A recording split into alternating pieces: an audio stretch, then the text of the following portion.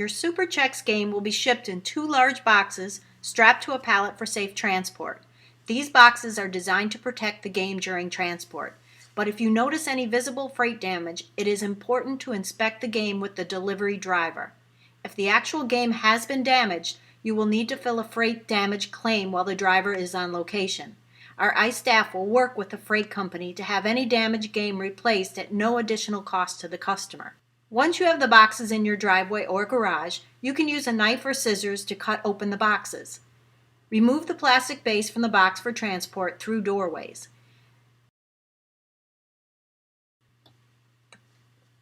The parts pack and service manual is located in a yellow envelope inside of the base.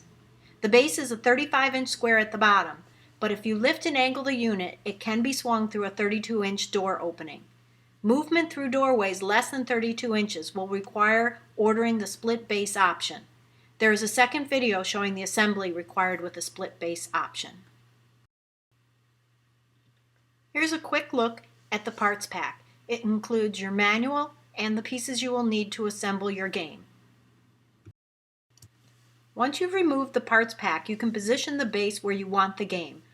The cabinet can be removed with 2 people lifting the unit by the rubber grips and carrying the units by the rods, while the harnesses are wrapped around 2 of the rods. The ribbon cable is on the back of the cabinet and should be on the same side as the back of the base, where the serial tag is.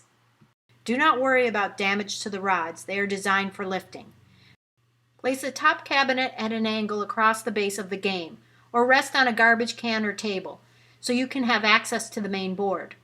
You will be plugging in 2 harnesses and a ground as shown on page 9 in the manual. Now we are ready to plug in the scoreboard to the main board.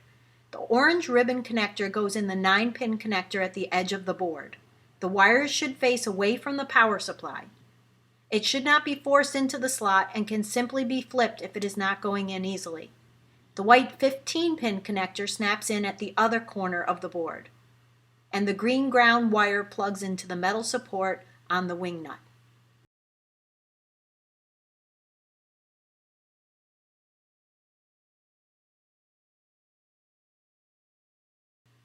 Here's a closer look.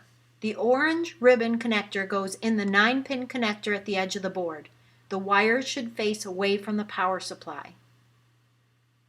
The white 15-pin connector snaps in at the other end of the corner of the board, and the green ground wire plugs into the metal support on the wing nut.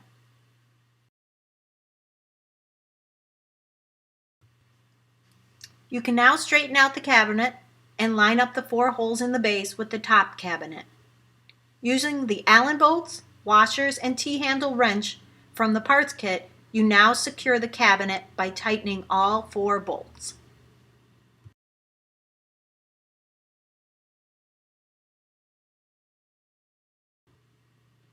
Your game is now ready to plug in and start playing.